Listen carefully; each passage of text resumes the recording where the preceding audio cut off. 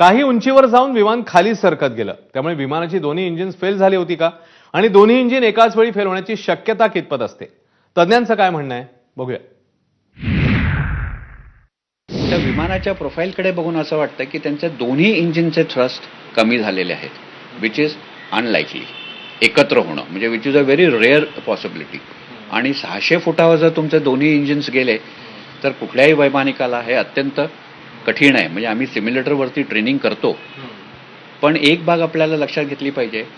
भारतातले बहुतेक विमानतळ हे सध्याच्या घटकेला शहराच्या मध्यभागी आहेत.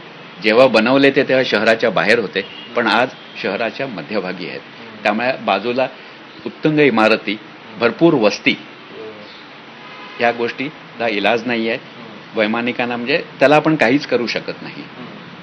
एक विचार असा होऊ शकतो की दोन्ही इंजिनचा थ्रस्ट एकदम कसा जाऊ शकतो.